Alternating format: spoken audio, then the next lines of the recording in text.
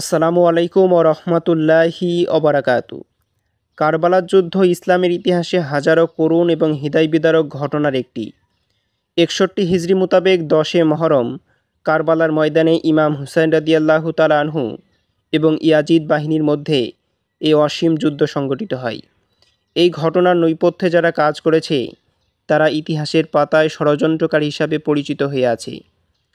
ইমাম হুসাইন রাদিয়াল্লাহু তাআলা আনহু এবং তার পরিবারবর্গ শাহাদাতের পরপরেই ওইসব নৈপথ্য ষড়যন্ত্রকারীদের করুণ পরিণতি ভোগ করতে হয়েছে। ইমাম হুসাইন রাদিয়াল্লাহু তাআলা আনহু শাহাদাতের ঘটনার মূল নায়ক ছিল ইয়াজিদ।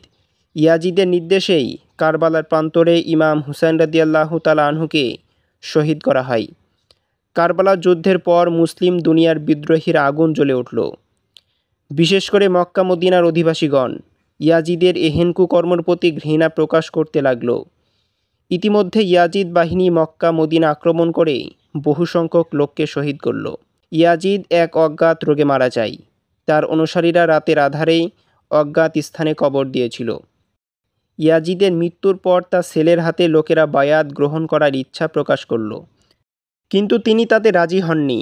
এরপর সে অসুস্থ হয়ে পড়ে এবং ৪০ দিন পর মারা যায়।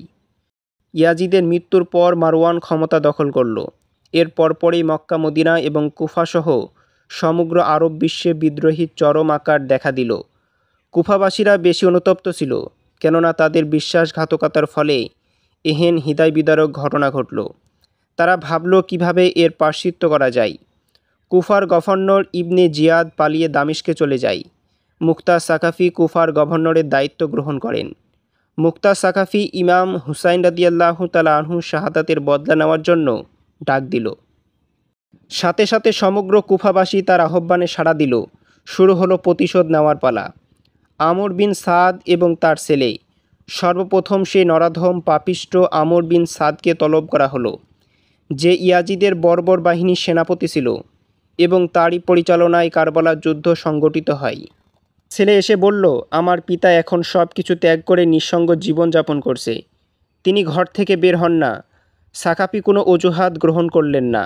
তারপর তাকে ধরে এনে পিতা পুত্রের মাথা কেটে মদিনা শরীফে মোহাম্মদ বিন হানাফিয়ার কাছে পাঠিয়েছিল।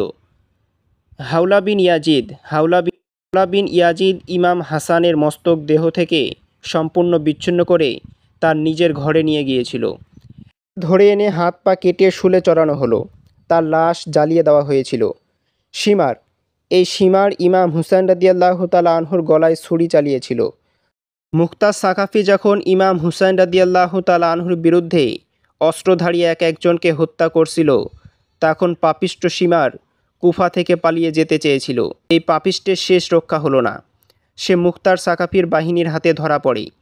তাকে ২ টুকরো করে মুক্তার সাকাফির কাছে পাঠিয়ে দেওয়া হয়েছিল এবং লাশ কুকুরকে খাওয়ানো হয়েছিল। হাকিম বিন তুফাইল এই নরাধম, যে হজরত আব্বাস রাদিয়াল্লাহু তাআলা আনহুর শরীর থেকে পোশাক খুলে নিয়েছিল এবং ইমাম হুসাইনের প্রতি তার তীর নিক্ষেপ করেছিল, তাকে হত্যা করা হয়েছিল এবং তার মাথা বর্ষার অগ্রভাগ উঠিয়ে মুক্তার সাকাফির সামনে আনা হয়েছিল। জায়েদ বিন রেকাত এই জালিম, যে হজরত আবদুল্লাহ ইবনে মুসলিম ইবনে আকিল রাদিয়াল্লাহু তাআলা আনহুর কপালে তীর নিক্ষেপ করেছিল, তাকে ধরে এনে জীবিত জ্বালিয়ে দেওয়া হয়েছিল। আমর বিন শবি যে গর্ব করে বলে বেড়াতো, আমি হুসাইন রাদিয়াল্লাহু তাআলা আনহুর কোনো সাহাবীকে হত্যা করার সুযোগ পাইনি বটে, কিন্তু তীর নিক্ষেপ করে অনেককে জখম করতে সক্ষম হয়েছিলাম।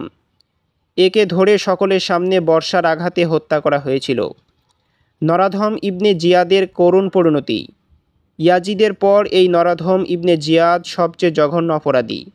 কারবালার ঘটনার সময় এই ব্যক্তি কুফার গভর্নর ছিল। মুক্তা সাকাফি এই নরাধমকে হত্যা না করা পর্যন্ত স্বস্তি পাচ্ছিল না। সে ইব্রাহিম বিন মালেক আলতাবকে এক বিরাট সৈন্যবাহিনী ইবনে জিয়াদকে পরাস্ত করার জন্য প্রেরণ করল। মসল শহরের নিকটে উভয় পক্ষে তুমুল সংঘর্ষ হয়। এই যুদ্ধে ইবনে জিয়াদের বাহিনীর পরাজয় ঘটে।